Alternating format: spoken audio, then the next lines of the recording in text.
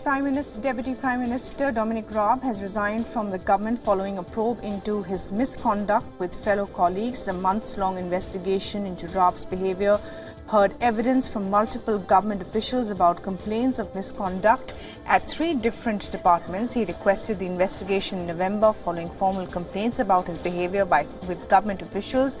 He said he felt duty-bound to accept the outcome of the inquiry but also continues to defend his conduct.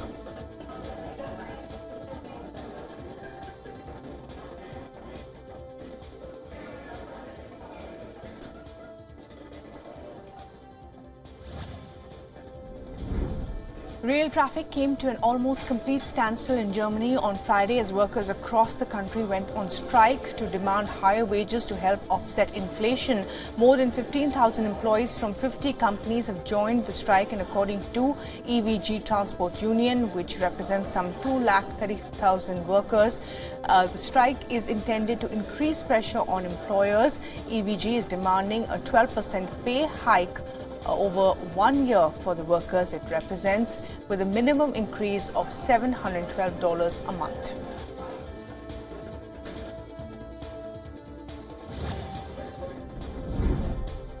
U.S. Defense Secretary Lloyd Austin said that the U.S. and allies are set to discuss providing more air defense and ammunition for Ukraine at a meeting at the U.S. Air Base in Germany today. And Austin said that allies were committed to supporting Ukraine for as long as it takes and rejected what he described as Russian President Vladimir Putin's efforts to carve out spheres of influence at gunpoint.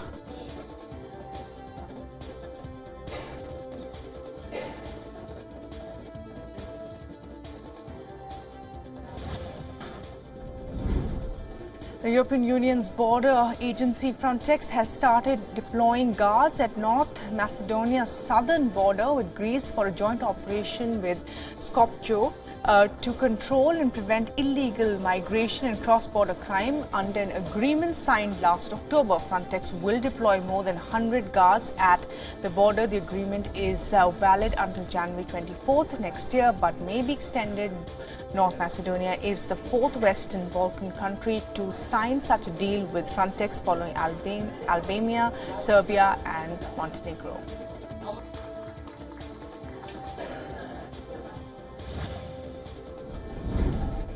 The Czech Prime Minister met his Vietnamese counterpart in Hanoi on April 21st as part of the 3-day official visit to boost ties with the Southeast nation.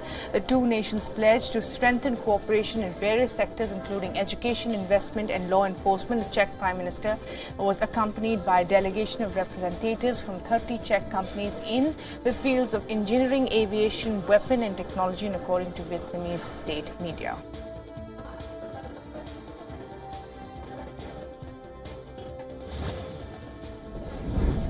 The Canadian police are investigating the theft of over $14 million worth of gold, cargo and other valuables that were stolen from a holding facility at Toronto's Pearson International Airport.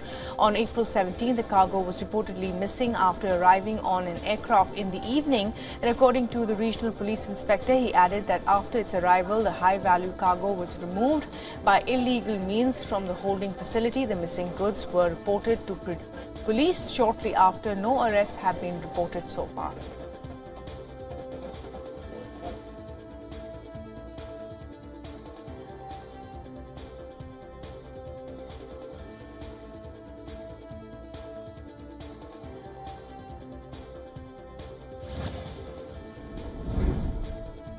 The U.S. Coast Guard has recovered 3 unresponsive people after searching for the 4th missing fisherman in the waters of the Cape Ann in Massachusetts. The search is ongoing for an additional missing person.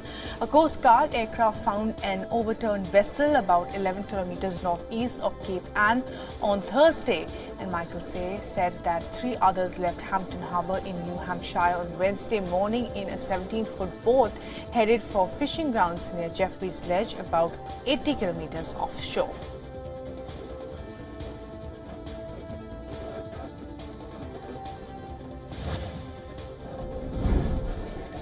U.S. House of Representatives have passed a Republican bill intended to ban transgender women and girls from competing in women's and girls' school sports.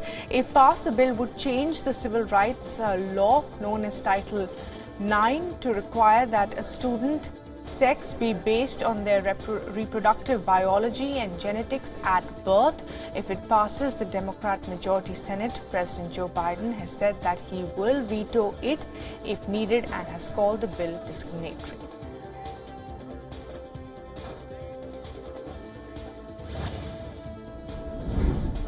The Indianapolis deputy chief has said that 2 police officers who were wounded in a gun battle that left the suspect dead are expected to survive. Following a brief pursuit, the officers were shot by a 46-year-old suspect armed with an AR-15 style rifle. The injured officers were taken to a hospital by other officers and are now in a stable condition. A passenger from a suspect vehicle fled but has been arrested and is being questioned.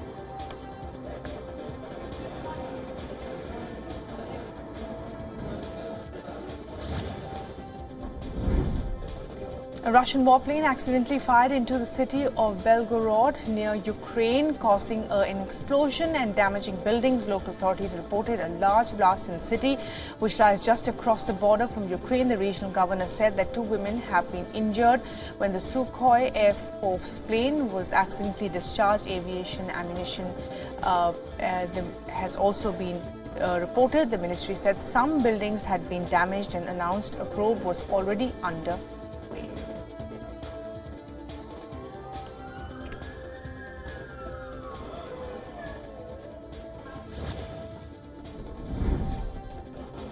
NATO Secretary General Jens Stoltenberg voiced his support for Ukraine's inclusion to NATO by saying that all NATO allies have agreed that Ukraine will eventually become a member. He also added that the main focus now is to ensure the country prevails against Russia.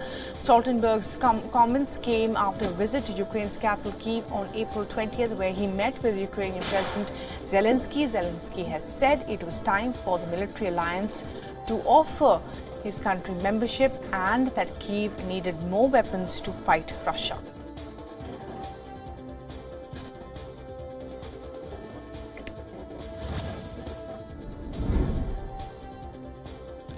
China's foreign minister has claimed that both sides of the Taiwan Strait belong to China and that it is right and proper for China to uphold its sovereignty. He made these remarks at a forum in Shanghai where he discussed a wide range of topics from debt, the global economy, Ukraine's crisis and Taiwan. He also warned that those who play with fire on the Taiwan issue will eventually get themselves burned. Beijing views democratically governed Taiwan as its own territory, a claim the government in Taipei strongly rejects.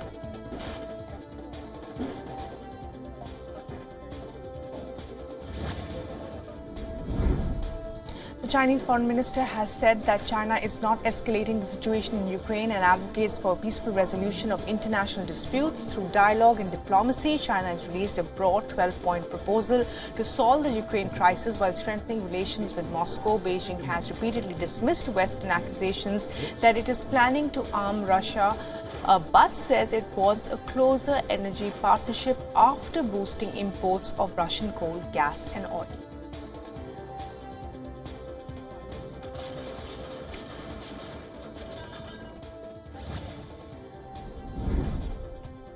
Japanese lawmakers drew criticism after visiting a shrine in Tokyo viewed by Chinese and Koreans as a symbol of Japanese wartime aggression. The Japanese Prime Minister Kishida donated religious ornaments to make the Yasukuni Shrine's Spring Festival, but he did not personally visit the shrine. Victims of Japanese aggression during the first half of the 20th century, especially Chinese and Koreans, see the shrine as a symbol of Japan's military might because it honors convicted World War II criminals.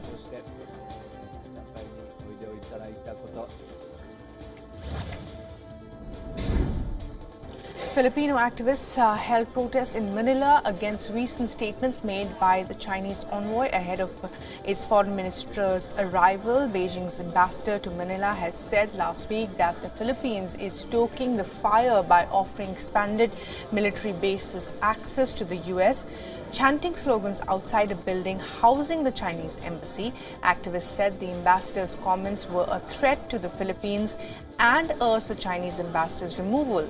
Chinese Foreign Minister will be in the Philippines from April 21st to April 23rd.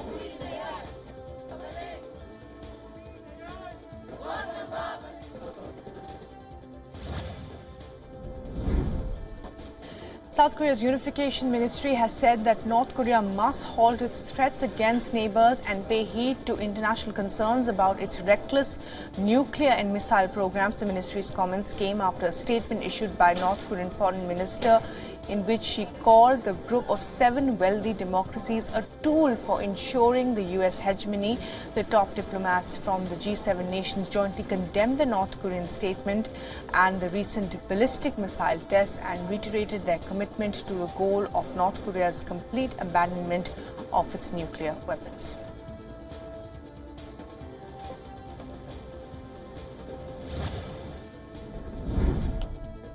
Sudan's army chief put out a statement to make Eid on Friday and said that Sudan mourns the victims and prays for those recovering after a week of civil violence. He added that he hopes God restores safety and peace again in Sudan.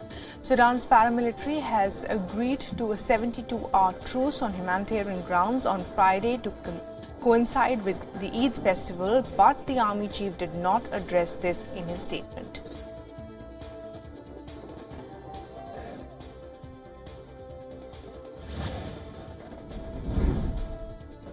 Britain's Foreign Secretary James Cleverly cut short a Pacific tour on Friday to return to Britain and deal with the worsening situation in Sudan.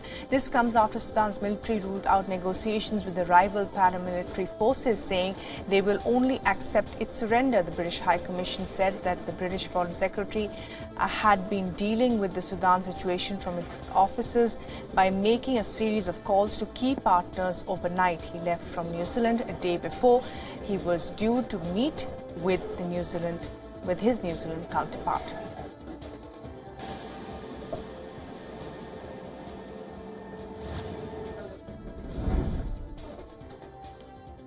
Gunfire and explosions rocked Sunday's Sudan's capital for the 7th day amidst fierce fighting between the Sudanese army and a rival paramilitary group. The Rapid Support Forces of the paramilitary claimed they would implement a 3-day ceasefire for the Eid holiday that marks the end of Ramadan, which began on Friday. However, there seems to be no respite for the citizens caught in the middle.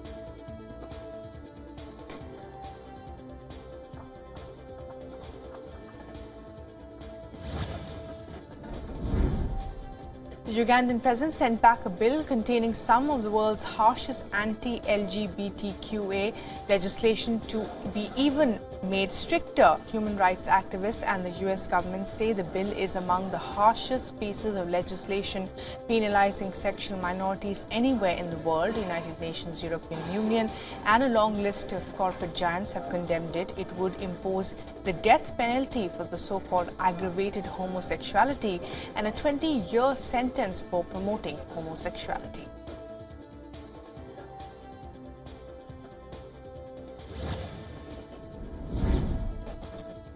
Authorities in Yemen have arrested 2 merchants responsible for the uncoordinated distribution of money that triggered a stampede. 79 people have been killed and 139 others injured, with 13 still in critical condition after the stampede. Authorities have confirmed that the stampede occurred due to 2 local merchants randomly distributing cash without organizing or collaborating with the ministry. A large number of people rushed in to receive the cash, triggering a stampede.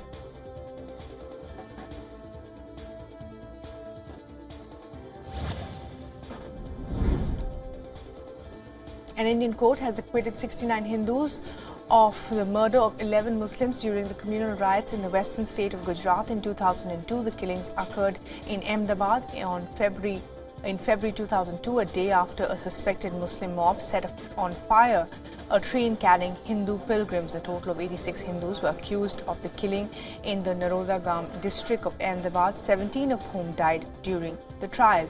Those acquitted include Maya Kodnani, a former minister of the BJP, former Bajrang Dal leader Babu Bajrangi, and Vishwa Hindu Parishad leader Jaideep Patel.